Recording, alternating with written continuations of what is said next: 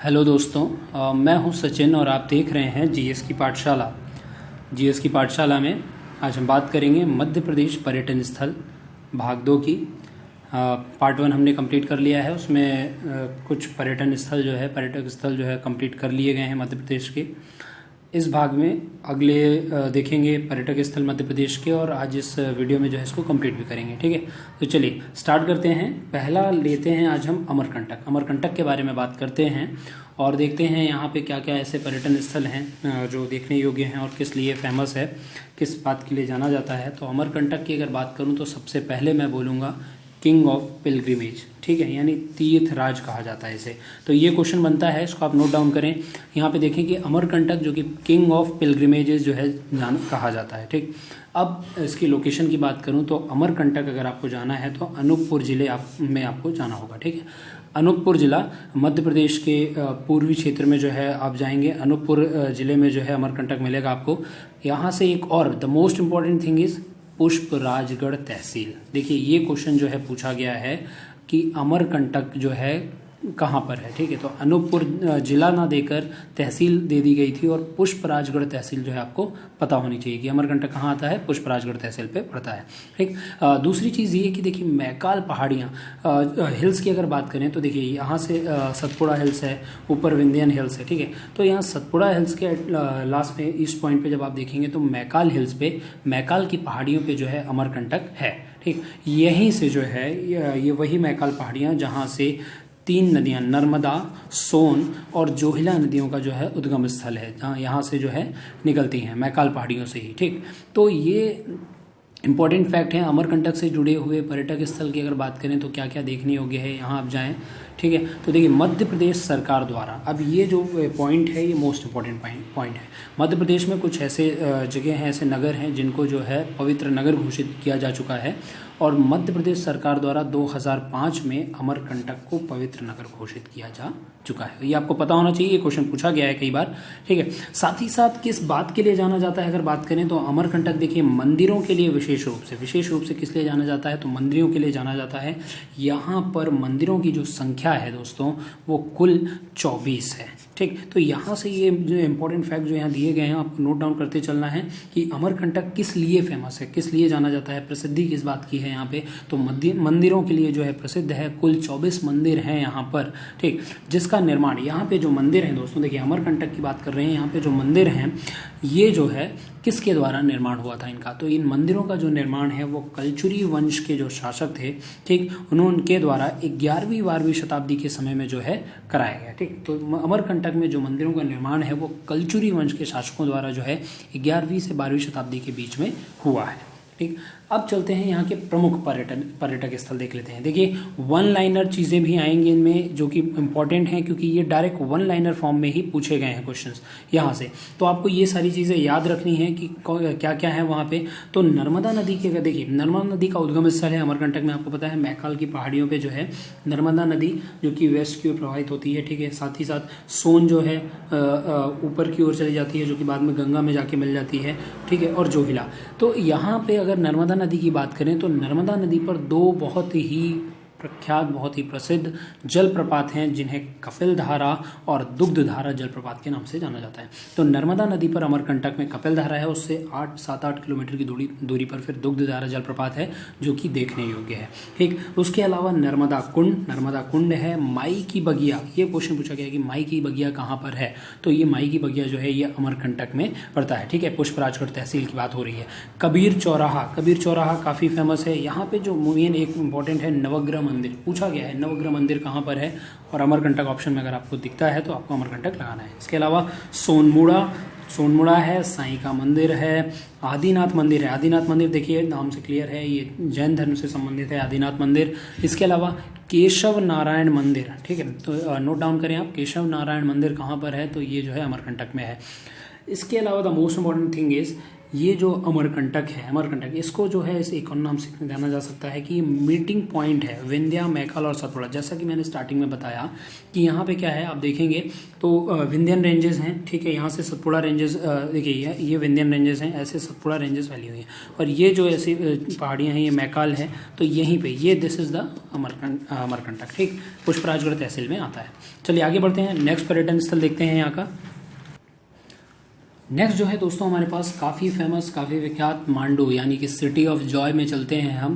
बात हो रही है धार जिले की, ठीक है, तो यानी धार जिले में मांडू जो कि सिटी ऑफ जॉय के नाम से जाना जाता है। तो पहला क्वेश्चन तो आपको यहीं बनकर तैयार हो रहा है, वन लाइनर फैक्ट कि city of joy which of the following is known as city of joy, ठीक है। तो मांडू जो है इसको सिटी ऑफ जॉय कहा जाता है, धार जिले के अंदर पड़ता है मांडू, और यहाँ पर कई सारे जो है प्रमुख पर्यटन स्थल हैं जो डायरेक्ट जो है वन लाइनर फैक्ट के रूप में पूछे गए हैं। काफ़ी क्वेश्चन यहाँ से बने हैं, जैसे मांडू का किला जो है मांडू धार के अंदर पड़ता है, मांडू में, ठीक है। होशंगसा, यहाँ जो इंपॉर्टेंट बनता है मांडू के किले के बारे में कि इसको निर्माण किसने करवाया था, द मोस्ट इंपॉर्टेंट थिंग इसकी बनवाया किसने, निर्माण किसने करवाया था, तो मांडू का जो किला है वो होशंगसा के द्वारा जो है बनवाया गया था, ठीक है, होशंगसा के द्वारा बनवाया गया था।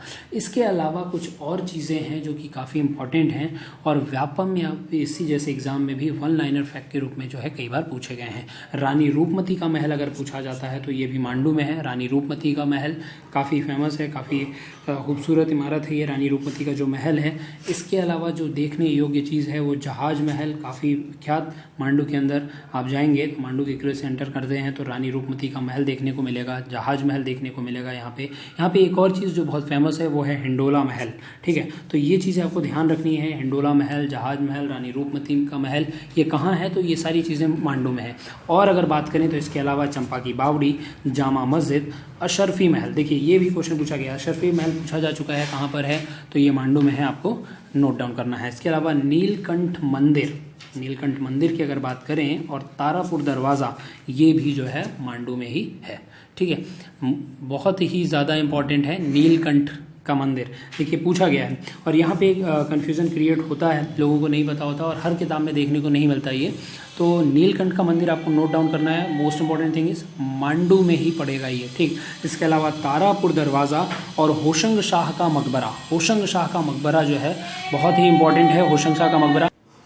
देखिए दोस्तों, इसके अलावा यहाँ पर होशंग शाह का मकबरा, ये कई बार क्वेश्चन में पूछा गया है, होशंग शाह का मकबरा कहाँ पर है, तो ये आप मांडू में जाएंगे तो मांडू में ही होशंग शाह का मकबरा आपको देखने को मिलेगा। ये जो है जो इम्पोर्टेंट है, यहाँ से इंपॉर्टेंट फैक्ट निकल के आता है, ये पर्शियन आर्किटेक्चर का एक बहुत ही बेहतरीन उदाहरण है, ठीक है। Best example of the Persian architecture, Hoshang Shah का जो मकबरा है वो मांडू के अंदर है, ठीक है, पर्शियन आर्किटेक्चर का एक बेस्ट एग्जांपल।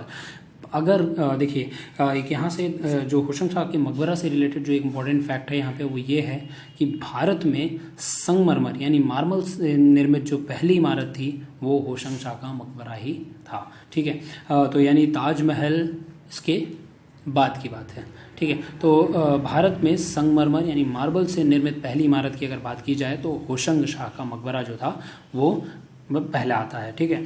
तो ये हमने बात की मांडू से रिलेटेड पर्यटक स्थलों की। आगे बढ़ते हैं और देखते हैं नेक्स्ट जो कि है विदिशा के बारे में। विदिशा, देखिए दोस्तों, विदिशा ज़िले में आप जाएंगे, यहाँ भी काफ़ी चीज़ें हैं जो इम्पोर्टेंट हैं और कई बार क्वेश्चन में पूछा गया है। तो विदिशा एक अगर इनके प्रमुख पर्यटन स्थल की बात कर ली जाए तो द मोस्ट इम्पॉर्टेंट थिंग यहाँ से जो मेरे को देखने को मिलता है, देखिए तो मुझे लगता है सबसे इम्पॉर्टेंट जो है विदिशा में वो है उदयगिरी की गुफाएं। कई बार क्वेश्चन में पूछा गया है, यहाँ तक कि व्यापम के एग्जाम में तो ऐसा हुआ है कि बार बार ये क्वेश्चन रिपीट हुआ है ना। तो उदयगिरी की जो गुफाएं हैं वो कहाँ हैं, पहला क्वेश्चन तो यही इंपॉर्टेंट बनता है, तो ये विदिशा में है, ठीक। अब इससे जुड़े हुए जो इंपॉर्टेंट फैक्ट हैं दोस्तों वो ये हैं कि जो उदयगिरी की गुफाएं हैं वो टोटल 20 गुफाएं हैं, टोटल 20 केव्स हैं, और ये भी एक बार क्वेश्चन पूछा जा चुका है। तो total 20 caves are there. First और 20th यानी पहली और 20वीं नंबर की जो गुफा है, ठीक है, पहली और 20वीं नंबर की जो गुफा है वो जैन धर्म से संबंधित है। ये क्वेश्चन बन चुका है एक बार कि उदयगिरी की जो गुफाएं हैं उनमें जैन धर्म से संबंधित गुफाएं कौन कौन सी हैं। तो पहली और 20वीं, देखिए ये CDS CAPF जैसे एग्जाम में भी ये क्वेश्चन पूछा जा चुका है। तो फर्स्ट और 20th जो गुफा है वो जैन धर्म से संबंधित गुफा है, उदयगिरी की जो गुफाएँ हैं, ठीक है। साथ ही साथ 5वीं गुफा जो है यहाँ की उदयगिरी की जो गुफा है, 5वें नंबर की जो गुफा है उसमें वराह की प्रतिमा है, मोस्ट इंपॉर्टेंट, वेरी इंपॉर्टेंट है। यहाँ पे 5वें नंबर की जो गुफा है उसमें वराह की प्रतिमा है, वराह भगवान की, ठीक है। तो देखिए पूछा जाए अगर कि उदयगिरी की जो गुफाएं हैं विदिशा के अंदर वो कौन कौन से धर्म से संबंधित है, तो वहाँ पे आपको हिंदू एवं जैन धर्म से संबंधित जो है टिक करना है, ठीक है। साथ ही साथ देखते हैं देखिए विदिशा में और क्या इंपॉर्टेंट चीज़ें हैं। तो यहाँ पे ग्यारसपुर में जो है ग्यारसपुर माला देवी का मंदिर है और यहीं पे माला देवी का जो है मेला भी लगता है। यहाँ पे ग्यारसपुर माला देवी का मंदिर है और यहीं मेला भी लगता है। और जो मोस्ट इंपॉर्टेंट चीज़ है यहाँ पे वो ये है कि ये बौद्ध तीर्थ स्थल है, ठीक है। तो ये आपको नोट डाउन करना है यहाँ पे कि ये बौद्ध तीर्थ स्थल जो है ग्यारसपुर में माला देवी का मंदिर है, ठीक। साथ ही साथ अंकवन मंदिर, नीलकंठेश्वर मंदिर, देखिए नीलकंठेश्वर मंदिर फिर से एक बार नोट डाउन करें आप, काफ़ी इंपॉर्टेंट। नीलकंठेश्वर मंदिर, बीज मंडल, रामघाट, चरण तीर्थ जैसे स्थल भी जो है विदिशा में हैं। यहाँ पे एक और इम्पॉर्टेंट चीज़ है, करीला में सीता माता का मंदिर है और यहाँ पे देखिए मेला भी लगता है विदिशा में, ठीक है। करीला के अंदर विदिशा में सीता माता का मंदिर है। एक और इम्पॉर्टेंट जो फैक्ट यहाँ से निकाल के लाए हैं वो ये है कि हेलियोडोरस पिलर, ये तो आपने पढ़ा होगा कई बार। हेलियोडोरस पिलर जो है कहाँ पे है, तो विदिशा में है, जैसे गरुण पिलर कहा जाता है, ठीक है, गरुण पिलर के नाम से जाना जाता है, ठीक। तो ये चीज़ें हैं विदिशा से जुड़ी हुई पर्यटक स्थल से, ठीक। देखिए इस पर और हम बात करेंगे, इस पर और मोस्ट इंपॉर्टेंट थिंग चीज़ें जो होंगी उस पर डिस्कस करेंगे जब हम जिलों पे आएंगे, ठीक है। अभी सिर्फ आपको पर्यटक स्थल के बारे में जानकारी जुड़ी हुई दी जा रही है। आगे बढ़ते हैं, नेक्स्ट देखते हैं दोस्तों। अब बात करते हैं मध्य प्रदेश की राजधानी भोपाल के बारे में। यहाँ भी कोई पर्यटन स्थल जो है वो कम नहीं है। तो देख लेते हैं भोपाल से जुड़े हुए पर्यटक स्थल के बारे में। देखिए सबसे पहले तो एब्रीवेशन किस लिए फेमस है, किस लिए विख्यात है, किस और नाम से जाना जाता है, तो भोपाल देखिए झीलों की नगरी कहा जाता है, मस्जिदों का शहर कहा जाता है, ठीक है। तो भोपाल अगर पूछा जाए झीलों की नगरी तो आपको पता ही है भोपाल, साथ ही साथ मस्जिदों का शहर भी जो है भोपाल को कहा जाता है। इसके निर्माण की अगर बात की जाए यहाँ पर तो 10वीं शताब्दी में, ठीक है, यानी 10th सेंचुरी BC में परमार वंश के जो शासक हुए राजा भोज, इनके द्वारा जो है निर्मित किया गया, ठीक है। तो राजा भोज 10वीं शताब्दी, ये आपको याद रखना है। यहाँ पे किस वंश से थे, तो परमार वंश के राजा थे, परमार वंश के शासक थे, ठीक है। बाद में अगर बात की जाए भोपाल में किसका शासन हुआ, तो बाद में जो है दोस्त मोहम्मद खान ने भी शासन यहाँ पर किया है, ठीक। प्रमुख पर्यटन स्थल की ओर चलते हैं। भोपाल के प्रमुख पर्यटन स्थल की बात करते हैं तो यहाँ पर जो एक बहुत ही इम्पोर्टेंट चीज़ है, कई बार क्वेश्चन में पूछा गया है, ताजुल मस्जिद के बारे में। देखिए तो ताजुल मस्जिद जो है भोपाल में, ये सबसे बड़ी मस्जिद है ना, मतलब एशिया की सबसे बड़ी मस्जिद कही जाती है। कंफ्यूज नहीं होना है, देखिए जामा मस्जिद तो है दिल्ली की, पर ताजुल मस्जिद जो है भोपाल में वो नमाज गाह के तौर पे, यानी जो बैठक व्यवस्था है वहाँ पे नमाज अदा करने के लिए जो बैठक व्यवस्था है उस हिसाब से सबसे बड़ी मस्जिद है ताजुल मस्जिद, ठीक। इसका निर्माण जो है किसके द्वारा कराया गया था, तो शाहजहां बेगम, यानी भोपाल में की जो शासिका थी शाहजहां बेगम, उनके द्वारा जो है ताजुल मस्जिद का निर्माण कराया गया था। इसके अलावा इज्तिमा का मेला, ठीक है, इज्तिमा का मेला, तो इज्तिमा की मेले की अगर बात की जाए तो देखिए 3 दिवसीय मेला होता है। पूछा गया है कि कहाँ लगता है, इस तरह का क्वेश्चन पूछा गया है, व्यापम में कई बार ये क्वेश्चन आया है, इज्तिमा का मेला कहाँ लगता है, तो ये जो है भोपाल में लगता है, 3 दिवसीय मेला है ये, ठीक है। तो ये भी एक इम्पॉर्टेंट है यहाँ पे। और अगर बात की जाए तो जामा मस्जिद है 1837 में, देखिए जामा मस्जिद जो है भोपाल में वो 1837 में यहाँ की शासिका कुदसिया बेगम के द्वारा जो है इसका निर्माण कराया गया था, ठीक है। तो कुदसिया बेगम का नाम याद रखना है आपको। इसके अलावा यहाँ पर और है, देखिए मैंने पहले ही बता दिया है, मस्जिदों का शहर कहा जाता है। तो यहाँ पे और इम्पोर्टेंट मस्जिद हैं, जैसे मोती मस्जिद। तो मोती मस्जिद का निर्माण जो है 1860 में, यानी 1860 में यहाँ की शासिका रही सिकंदर जहां बेगम, ठीक है। तो सिकंदर जहां बेगम ने 1860 में मोती मस्जिद का निर्माण कराया था। इसके अलावा आप अगर भोपाल में देखना चाहें तो शौकत महल है, सदर महल है, गौहर महल है, ये सारी चीज़ें जो हैं यहाँ पे आपको देखने को मिलेंगी, ठीक। साथ ही साथ अगर हम चलें आगे और बात करें कुछ और चीज़ों की, तो यहाँ पे आपको भारत भवन, ठीक है, जिलों में इसके बारे में विख्यात आपको बताया जाएगा। भारत भवन भोपाल में है। कहाँ है पूछा गया है, जिसके इसके बारे में पहले भी मैं आपको जानकारी दे चुका हूँ। इसके डिज़ाइनर वास्तुकार जो हैं वो चार्ल्स कुरियन हैं, भारत भवन के। ठीक है, इसके भारत भवन ने चार्ल्स कुरियन ने भारत भवन के अलावा भी जो है और चीज़ों को जो है डिज़ाइन दी है, जैसे कि वहाँ का जो विधानसभा भवन है। ठीक है, तो ये सारी चीज़ें हैं। यहाँ पे एक और बहुत इंपॉर्टेंट चीज़ है भोपाल में, इंदिरा गांधी राष्ट्रीय मानव संग्रहालय। देखिए, एकमात्र राष्ट्रीय मानव संग्रहालय है इंदिरा गांधी राष्ट्रीय मानव संग्रहालय, जो मध्य प्रदेश की राजधानी भोपाल में है। इसका जो कब बना था, ये राष्ट्रीय मानव संग्रहालय कब बना, तो 1985 में बना।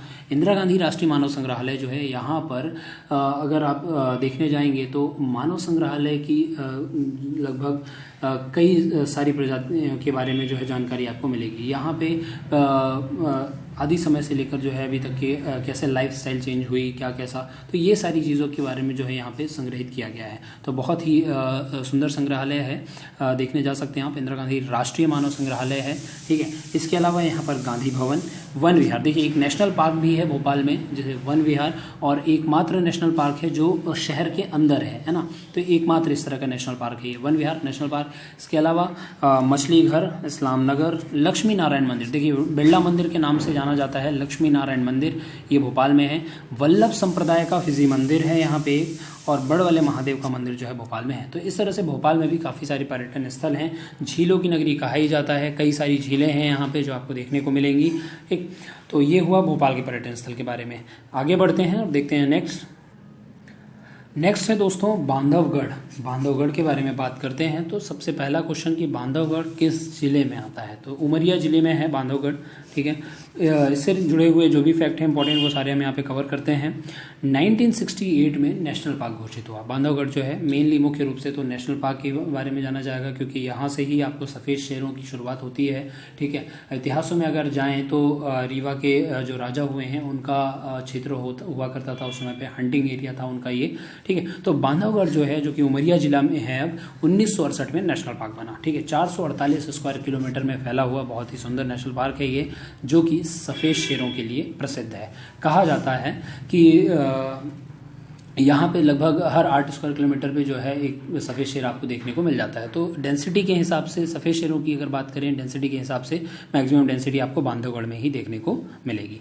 यहाँ पे भी एक लक्ष्मी नारायण मंदिर, जो सबसे इम्पोर्टेंट अब यहाँ की बात की जाए तो शेषशाही तालाब, जो कि विष्णु भगवान को समर्पित है। विष्णु भगवान का मंदिर है वहाँ पे। एक शेषशाही तालाब जो है, पास में ही एक तालाब है जिसे शेषशाही तालाब कहा के नाम से जाना जाता है, और शेषशाही तालाब से जुड़ा क्वेश्चन जो है पूछा जा चुका है। ठीक, साथ ही साथ बांधवगढ़ का किला है। बांधवगढ़ का किले के बारे में अगर पूछा गया है तो इसमें ये पूछा जाता है कि इसका निर्माण किसके द्वारा कराया गया था, तो राजा व्याघ्रदेव हुए। राजा व्याघ्रदेव के द्वारा जो है बांधवगढ़ के किले का निर्माण जो है कराया गया था। ठीक, तो ये बांधवगढ़ से जुड़ी हुई सारी चीज़ें थी। आगे बढ़ते हैं, नेक्स्ट देखते हैं, तो वो है धार।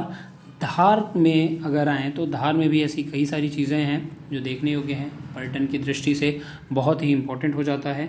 धार में अगर आएँ तो सबसे पहले हम बात कर लेते हैं धार के किले के बारे में। ठीक है, तो धार का जो किला है दोस्तों, वो 1344 में यानी 1344 ईस्वी में क्या हुआ, मोहम्मद बिन तुगलक द्वारा। ठीक है, मोहम्मद बिन तुगलक को पता ही होगा, जब तो मोहम्मद बिन तुगलक, देखिए दिल्ली सल्तनत का दौर, जो सल्तनत दौर चल रहा था उस समय पे, अलग अलग जो वंश हुए उसमें तुगलक वंश का जो शासक था मोहम्मद बिन तुगलक, वो जब अपने दक्षिण विजय की ओर बढ़ रहा था तो उस समय देवगिरी के लिए जब वो बढ़ रहा था तो उस समय ही इसने जो है धार के किले का निर्माण करवाया था 1344 ईस्वी के समय। ठीक है, यहाँ पे जो और चीज़ें हैं धार के किले के अंदर, अगर आप जाते हैं धार का किला देखने जाते हैं तो वहाँ पर आपको खरबूजा महल देखने को मिलेगा। ठीक है, काफ़ी खूबसूरत महल है और पर्यटन की दृष्टि से काफ़ी इंपॉर्टेंट है। खरबूजा महल पूछा जाए अगर कि कहाँ पर है, तो आपको ये नोट करके रखना है कि धार के अंदर खरबूजा महल जो है धार के किले में है। ठीक, साथ ही साथ यहाँ पे अब्दुल शाह चंगल का मकबरा है। ठीक है, तो अब्दुल शाह चंगल का मकबरा जो है ये पूछा गया है क्वेश्चन में कि अब्दुल शाह चंगल का मकबरा कहाँ पर है, तो ये धार में है। इसके अलावा कालका माँ का मंदिर, भोजशाला, मोस्ट इंपॉर्टेंट थिंग धार से यहाँ पे जो निकल के आ रही है वो ये है कि भोजशाला। देखिए, इसका निर्माण जो है राजा भोज, क्योंकि क्या है, देखिए परमार वंश के जो शासक थे राजा भोज, इनकी राजधानी हुआ करती थी धार। पहले इनकी राजधानी धार हुआ करती थी, वहीं पर इन्होंने भोजशाला का निर्माण जो है करवाया था। भोजशाला के अंदर ही यहाँ पे एक लाट मंदिर है, जिसको लाट मंदिर या लाट मस्जिद भी के नाम से जाना जाता है। ऐसा कि यहाँ पे सरस्वती माँ का मंदिर है, और साथ ही साथ वहाँ पे जो है एक मकबरा भी है, जिसे लाट मस्जिद कहा जाता है। ठीक है, तो ये चीज़ें हैं। यहाँ पे भोजशाला का निर्माण किसने करवाया था? और राजा भोज ने जो है भोजशाला का निर्माण कराया। ठीक है, तो लाट मंदिर है, और जिसे लाट मस्जिद ऐसा है कि देखिए जो सरस्वती का मंदिर है यहाँ पे भोजशाला के अंदर, तो वो वहाँ पे वाग्य देवी का जो है मूर्ति है वहाँ पे। ठीक, साथ ही साथ यहाँ पे अगर और बात की जाए धार में, तो बाघ की गुफाएं, ये भी देखिए, तो ये इंपॉर्टेंट चीज़ें होती हैं यहाँ पे। भोजशाला हो गया, बाघ की गुफाएं कई बार पूछा गया है क्वेश्चन में। जैसे वहाँ उदयगिरी की गुफाएं पूछता है, यहाँ पे बाघ की गुफाएं भी यहाँ पूछा गया है। तो बाघ की गुफाएं से जुड़ी हुई सारी चीज़ें आपको पता होनी चाहिए। विंध्याचल पहाड़ी पर है पहली चीज़। तो बाघ की गुफाएं किस पे आएंगी? तो विंध्याचल पहाड़ियों पर आएंगी। अजंता एलोरा की जो गुफाएं हैं उसका कंटेम्प्रेरी, यानी उसी की समकालीन जो है ये गुफाएं मानी जाती हैं। ठीक है, तो बाकी जो गुफाएं हैं अजंता एलोरा की कंटेम्प्रेरी गुफाएं हैं। ठीक है, साथ ही साथ किस धर्म से रिलेटेड हैं? तो बौद्ध धर्म से जुड़ी हुई हैं। बाकी गुफाएं जो हैं वो बौद्ध धर्म से संबंधित हैं। टोटल जो है 5 गुफाएं हैं यहाँ पे, इस तरह की 5 गुफाएं हैं। ठीक, धार में एक और चीज़ है, हज़रत मकबूल की कब्र। अगर पूछा जाता है, देखिए कभी कभी इस तरह के क्वेश्चन व्यापम में पूछ ले जाते हैं कि हज़रत मकबूल की कब्र कहाँ है, जो कि कई किताबों में नहीं मिल पाता। तो आपको पता होना चाहिए कि हज़रत मकबूल की जो कब्र है वो धार में है।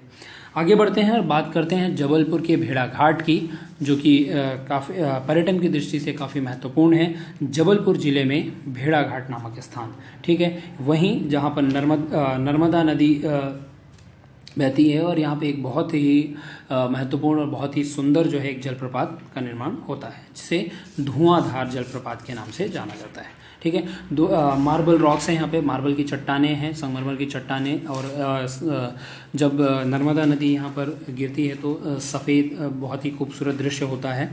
धुआंधार जलप्रपात कहाँ है? तो ये आपको पता होना चाहिए, भेड़ाघाट नर्मदा नदी पर स्थित है। ठीक है, संगमरमर चट्टानों से निर्मित 18 मीटर इसकी ऊंचाई है। ठीक है, साथ ही साथ यहाँ पे जो और इम्पोर्टेंट चीज़ें हैं वो हैं बंदर कूदनी का मंदिर। बंदर कूदनी मंदिर जो है दोस्तों, भेड़ाघाट में आपको बंदर कूदनी जो मंदिर मिलेगा, यहीं पर ऐसा कहा जाता है, माना जाता है कि भृगु ऋषि जो थे, भृगु ऋषि ने यहीं पर तपस्या की थी बंदर कूदनी में। ठीक, इसके अलावा 64 योगिनी का गोल मंदिर जो है वो यहीं है भेड़ाघाट में। जबलपुर के भेड़ाघाट में ही 64 योगिनी का गोल मंदिर है। इसके अलावा ग्वारी घाट, गौरी शंकर का मंदिर भी जो है यहीं पर है। ठीक है, चलिए आगे बढ़ते हैं, नेक्स्ट देखते हैं हम। अब बात करते हैं हम ग्वालियर के बारे में। ग्वालियर भी पर्यटन की दृष्टि से काफ़ी इंपॉर्टेंट, कई सारी चीज़ें हैं यहाँ पे जो देखने योग्य हैं, दार्शनिक स्थल हैं, और पर्यटन की दृष्टि से बहुत महत्वपूर्ण है। ग्वालियर में अगर बात करें तो सबसे मोस्ट इम्पॉर्टेंट है ग्वालियर का किला, जिसे जिब्राल्टर ऑफ इंडिया भी कहा जाता है। ठीक है, जिब्राल्टर ऑफ इंडिया के नाम से विख्यात ग्वालियर का किला, जिसका निर्माण 525 ईस्वी में राजा सूरज सेन के द्वारा करवाया गया था। ठीक है, तो ग्वालियर का किला, जिसे जिब्राल्टर ऑफ इंडिया के नाम से जाना जाता है, 525 ईस्वी में इसका निर्माण हुआ। निर्माण किसने करवाया? सूरज सेन, राजा सूरज सेन के द्वारा जो इसका निर्माण करवाया गया। यहाँ पे जो मेन चीज़ है वो है 5 दरवाज़ों के बारे में। यहाँ 5 दरवाजे हैं जो देखिए किस किस नाम से जाने जाते हैं। तो पहला है एक आलमगीर दरवाज़ा, आलमगीर दरवाज़ा के नाम से जाना जाता है। दूसरा है हिंडोला दरवाज़ा। ठीक है, तीसरे दरवाजे की अगर बात करें तो गुजरी महल दरवाज़ा। गुजरी महल है, ये ग्वालियर के किले के अंदर ही महल है गुजरी महल, जिसका दरवाज़ा जो है इसी से जुड़ा हुआ 5 जो दरवाजे हैं उसमें आलमगीर, हिंडोला दरवाज़ा के अलावा गुजरी महल दरवाज़ा, चतुर्भुज मंदिर दरवाज़ा और हाथी पौड़ दरवाज़ा। देखिए मोस्ट इंपॉर्टेंट, हाथी पौड़ दरवाज़ा जो है पूछा गया है, तो ये आपको ध्यान रखना है। हाथी पौड़ दरवाज़ा कहाँ है? तो ग्वालियर में, ग्वालियर के किले में। ठीक, इसके अलावा मान मंदिर महल जो है राजा मान सिंह तोमर ने जिसका निर्माण करवाया था, मान मंदिर। इसके अलावा तेली का मंदिर कई बार पूछा गया है, तेली का मंदिर है ग्वालियर के अंदर। सास बहू का मंदिर ठीक है। और सूर्य मंदिर, देखिए ये क्वेश्चन बना था, सूर्य मंदिर पूछा गया है कि मध्य प्रदेश में सूर्य मंदिर कहाँ कहाँ हैं। तो सूर्य मंदिर जो है रहली का सूर्य मंदिर है, उसके अलावा ग्वालियर के किले में भी जो है एक सूर्य मंदिर है, ग्वालियर में भी सूर्य मंदिर है, ठीक है। तो ये आपको ध्यान रखना है। साथ ही साथ तानसेन का मकबरा, रानी लक्ष्मीबाई की समाधि और गौस मोहम्मद का मकबरा भी जो है ग्वालियर में ही है, ठीक है। तानसेन का मकबरा हो गया, रानी लक्ष्मीबाई की समाधि हो गई और गौस मोहम्मद का मकबरा। तानसेन के गुरु गौस मोहम्मद, इनका मकबरा जो है आसपास ही है, ठीक है। इसके अलावा माधवराव सिंधिया संग्रहालय है, माधवराव सिंधिया संग्रहालय के अलावा जयविलास म्यूजियम और सरोद घर, सरोद घर उस्ताद हाफिज अली खान को समर्पित, ठीक है। तो सरोद घर जो है इन्हीं के नाम पे इसकी स्थापना जो है की गई थी। और साथ ही साथ सूरज कुंड भी जो है ग्वालियर में है। तो ग्वालियर में ये कुछ इंपॉर्टेंट पर्यटन स्थल हैं जो एग्जामिनेशन पर्पज से इंपॉर्टेंट हैं, ठीक है। इसको आप नोट डाउन करें, याद रखें। नेक्स्ट देखते हैं, नेक्स्ट है हमारे पास जो है चंदेरी के बारे में। चंदेरी से जुड़े हुए जो भी इंपॉर्टेंट फैक्ट्स हैं उसकी चर्चा कर लेते हैं यहाँ पर। तो चंदेरी सबसे पहले कौन से जिले में पड़ेगा, तो इसका जिला है अशोकनगर। अशोकनगर जिले में पड़ेगा चंदेरी, जहाँ पे बैजू बावरा की समाधि है। यहाँ से जो मोस्ट इंपॉर्टेंट थिंग बनती है वो यही है, बैजू बावरा की समाधि कहाँ पर है। तो ये आपको पता होना चाहिए, अशोकनगर जिले के चंदेरी में बैजू बावरा की समाधि है। इसके अलावा जो दूसरी इंपॉर्टेंट चीज़ है वो है चंदेरी का किला। चंदेरी का किला जिसके निर्माण जो है कराया गया 11वीं शताब्दी में। 11वीं शताब्दी में प्रतिहार शासक जो हुए, प्रतिहार वंश जो था, प्रतिहार वंश के शासक राजा कीर्तिपाल द्वारा जो है 11वीं शताब्दी में चंदेरी के किले का निर्माण कराया गया। चंदेरी के किले में जो इंपॉर्टेंट चीज़ें हैं जो पूछा गया है, क्वेश्चन में आए हैं कई बार, कई तरह तरह के एग्जामिनेशन में ये क्वेश्चन उठे हैं। तो चंदेरी के किले में जौहर कुंड, हवा महल, नौखंडा महल, मोस्ट इंपॉर्टेंट इज नौखंडा महल पूछा गया है कई बार, और खूनी दरवाज़ा। तो जौहर कुंड, हवा महल, नौखंडा महल और खूनी दरवाज़ा ये आपको चंदेरी के किले में जो है देखने को मिल जाएंगे। निर्माण किसने करवाया है? 11वीं शताब्दी में प्रतिहार शासक राजा कीर्तिपाल द्वारा इसका निर्माण किया गया था। देखिए हाल ही में कुछ एग्जाम जो आपके कंप्लीट हुए उसमें कई इस तरह के क्वेश्चन पूछे गए हैं। धोवन मठ, ये क्वेश्चन आया था, धोवन मठ, गोल मठ कहाँ पर है? तो धोवन मठ आप नोट डाउन करें, चंदेरी में है, ठीक है। साथ ही साथ चंदेरी आपको पता ही होगा साड़ियों के लिए विख्यात है, साड़ियों के लिए प्रसिद्ध है, ठीक है। चंदेरी की साड़ियों को GI टैग भी प्राप्त है, ठीक। साथ ही साथ यहाँ पे जागेश्वरी देवी का मंदिर है जहाँ पे मेला भी लगता है, जागेश्वरी देवी का मंदिर, और 32 बावड़ियाँ हैं यहाँ पर, ठीक। तो चंदेरी से जुड़े हुए जो मोस्ट इंपॉर्टेंट थिंग हैं वो ये सारे हैं, और आप नोट डाउन करें। पर्यटन स्थल से जुड़े हुए बैजू बावरा की समाधि हो गई, चंदेरी के किले से रिलेटेड सारी चीज़ें बता दी, धोवन मठ जो कि हाल ही के क्वेश्चन में पूछा जा चुका है। नेक्स्ट देखते हैं, आगे बढ़ते हैं।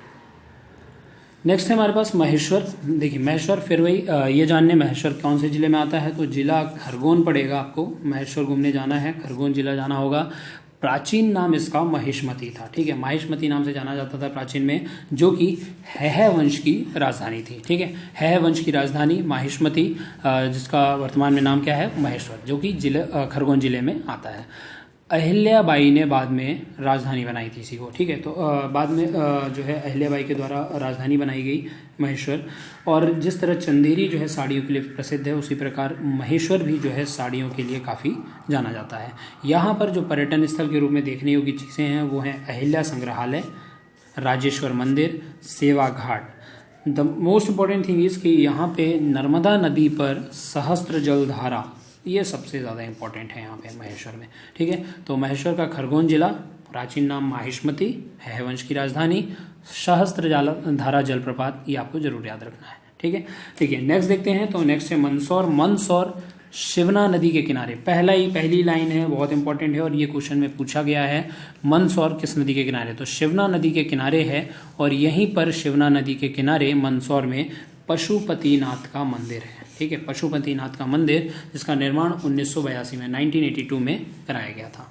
प्राचीन नाम मंदसौर का दशपुर था, और यहाँ पर जो पर्यटन स्थल के रूप में इंपॉर्टेंट चीज़ है देखने को कि वो है हिंगलाजगढ़ का किला। तो देखिए यहाँ से जो दो क्वेश्चन बनते हैं मंदसौर से जुड़े हुए, कौन सी नदी के किनारे? तो शिवना नदी के किनारे, और दूसरी चीज़ हिंगलाजगढ़ का किला, ये पूछा गया है क्वेश्चन में कई बार, हिंगलाजगढ़ का किला जो है कहाँ पर स्थित है? तो ये मंदसौर में है। नेक्स्ट है हमारे पास ओरछा। ओरछा की अगर बात करें तो ओरछा के लिए आपको जाना होगा छतरपुर जिला में, ठीक है। छतरपुर जिला में ओरछा है, और ओरछा के बारे में अगर बात करें पर्यटन दृष्टि से इसको देखें तो ओरछा का किला, ठीक है। तो पहली चीज़ यहाँ से क्या निकल के आती है, ओरछा का किला। तो ओरछा का किला जो है इसका निर्माण 16वीं शताब्दी में, ठीक है, 16वीं शताब्दी 16th सेंचुरी में वीर सिंह बुंदेला वंश के वीर सिंह बुंदेला के द्वारा जो है ओरछा के किले का निर्माण कराया गया था। ये जो है ओरछा अगर बात करें तो कौन सी नदी के किनारे, तो बेतवा नदी, यहाँ बेतवा नदी के किनारे जो है ओरछा का किला है और जिसमें कई सारी महत्वपूर्ण चीज़ें आपको देखने को मिलेंगी। चतुर्भुज मंदिर है यहाँ पे, जहांगीर महल, द मोस्ट इंपॉर्टेंट, जहांगीर महल कहाँ पर है पूछा गया है, ओरछा का किला जो है वहाँ आपको जहांगीर महल जो है देखने को मिलेगा, ठीक है। साथ ही साथ लक्ष्मी मंदिर, राम मंदिर, शीश महल भी इंपॉर्टेंट है। शीश महल कहाँ है, तो ओरछा के किले में, और राय प्रवीण महल जो है, ये चीज़ें ओरछा के किले में आपको देखने को मिलेंगी। तो ओरछा से जुड़ी हुई इंपॉर्टेंट चीज़ें हैं। नेक्स्ट देख लेते हैं बावन गजा कहाँ है, तो जिला बड़वानी पड़ेगा आपको। बड़वानी जिले में बावन गजा है जो कि जैन धर्म से संबंधित है, ठीक है। जैन धर्म का समागम स्थल भी है। बावन गजा में ऋषभ देव की 72 फीट ऊंची जो है प्रतिमा है, ठीक है, 72 फीट। ये भी क्वेश्चन पूछा गया है, ऋषभ देव की 72 फीट ऊंची प्रतिमा कहाँ पर है, तो बड़वानी जिले में बावन गजा नामक जो स्थान है, जो कि जैन धर्म का तीर्थ स्थल है, जैन धर्म से संबंधित है, समागम वगैरह होते हैं यहाँ पे जैन धर्म से संबंधित। तो ये आपको याद रखना है। कौन से देव की, तो ऋषभ देव की 72 फीट ऊंची प्रतिमा। आगे बढ़ते हैं दोस्तों, नेक्स्ट बात करते हैं तो मुक्तागिरी जो है जिला बैतूल पड़ेगा। बैतूल जिले में आपको मुक्तागिरी मिलेगा देखने को। ये भी जैन तीर्थ स्थल है, जैन धर्म से संबंधित है और कुल जो है 52 मंदिर हैं, ठीक है। ये इम्पोर्टेंट है, वन लाइनर टाइप ही पूछा जाएगा, जैसे बावन गजा हो गया, मुक्तागिरी हो गया। तो ये मुक्तागिरी जिला बैतूल में है, ये आपको पता होना चाहिए। जैन धर्म से संबंधित है, कुल 52 मंदिर हैं। इसी साथ ही सोनागिरी की बात कर लें अगर, तो सोनागिरी ये आपको दतिया जिले में पड़ेगा। दतिया जिले में दिगंबर जैन से संबंधित है सोनागिरी स्थल। और जो इम्पोर्टेंट चीज़ है इससे जुड़ी हुई, जो मोस्ट इम्पॉर्टेंट है, वो है कि 108 मंदिर हैं यहाँ पे सोनागिरी में। तो 108 मंदिर हैं जो दिगंबर जैन से संबंधित हैं। दतिया जिला पड़ता है, ठीक है। और यहाँ पे एक पीठ है पीताम्बरा पीठ, देखिए शक्ति से संबंधित है, आपको पता ही होगा। जो देवी के जो पीठ हैं, 52 जो पीठ हैं, उन्हीं में से एक है ये पीताम्बरा पीठ, जो कि सोनागिरी में है, ठीक है। साथ ही साथ गोमटगिरी की बात कर लें, गोमटगिरी के लिए आप आ जाइए इंदौर जिला में। गोमटगिरी यहाँ पे भी 108 फीट के भगवान बाहुबली की जो है प्रतिमा है। 108 फीट के भगवान बाहुबली की प्रतिमा इंदौर जिले में गोमटगिरी नामक स्थान पे, जो कि जैन धर्म से संबंधित है, ठीक है, जैन धर्म से संबंधित स्थल है। एक और चीज़ है यहाँ पे याद रखें आप इंदौर में, पावागिरी, ठीक है। पावागिरी जो है ये 99 जैन मंदिरों का समूह है, यानी 99 जैन टेम्पल्स जो हैं उनका एक ग्रुप है जिसको ऊन कहा जाता है, ठीक है। तो ये आपको ध्यान रखना है, ये क्वेश्चन बनने की संभावना होती है कि ऊन किसे कहा जाता है, या 99 जैन मंदिरों का समूह जो है वो किस नाम से जाना जाता है, तो ऊन, जो कि पावागिरी इंदौर में है, ठीक है। इसके अलावा शिवपुरी पर्यटन स्थल की अगर बात करें तो शिवपुरी भी बहुत इंपॉर्टेंट है। यहाँ पे मध्य प्रदेश का प्रथम पर्यटन नगर जो घोषित हुआ था वो शिवपुरी ही था। यहाँ पर तात्या टोपे की समाधि है, ठीक है। तो यहाँ जो पर्यटन दृष्टि से देखा जाए तो देखिए शिवपुरी नेचुरल ब्यूटी के हिसाब से अगर देखा जाए तो काफ़ी खूबसूरत है। मध्य प्रदेश का प्रथम पर्यटन नगर घोषित हुआ था ये। यहाँ पर और चीज़ें क्या हैं, तो देखिए तात्या टोपे की समाधि जो है आपको शिवपुरी में देखने को मिलेगी। उसके अलावा माधव राष्ट्रीय उद्यान, तो एक नेशनल पार्क जो है शिवपुरी में भी है, जिसमें माधव राष्ट्रीय उद्यान जो कि 1958 में नेशनल पार्क बना था। यहाँ जो एक इम्पॉर्टेंट चीज़ निकल के आती है माधव राष्ट्रीय उद्यान से, जॉर्ज कैसल भवन के बारे में। जॉर्ज कैसल भवन पूछा जा चुका है, तो आपको पता होना चाहिए कि शिवपुरी में माधव राष्ट्रीय उद्यान के अंदर ही जो है जॉर्ज कैसल भवन है, ठीक है। इसके अलावा नरवर का जो किला है वो भी आपको शिवपुरी में देखने को मिलेगा, ठीक है, नरवर का किला। तो दोस्तों ये थे हमारे इम्पोर्टेंट पर्यटन स्थल से रिलेटेड वीडियो। पार्ट 1 में हमने कुछ चीज़ें कंप्लीट की थी, इसी के पार्ट 2 में आज हमने मध्य प्रदेश से जुड़े हुए सारे पर्यटन स्थल कंप्लीट कर लिए हैं। अब से फिर एक बार यही कहूँगा कि अगर आप हमारे वीडियोस देख रहे हैं तो प्लीज़ वीडियोस को लाइक कीजिए, अपने ज़्यादा से ज़्यादा दोस्तों के साथ शेयर कीजिए और चैनल को सब्सक्राइब करना ना भूलें। साथ ही साथ एक काम और, बेल आइकन प्रेस कर दीजिए ताकि आपको हमारे नोटिफिकेशन प्राप्त होते रहें। Thank you friends, thank you so much, thank you.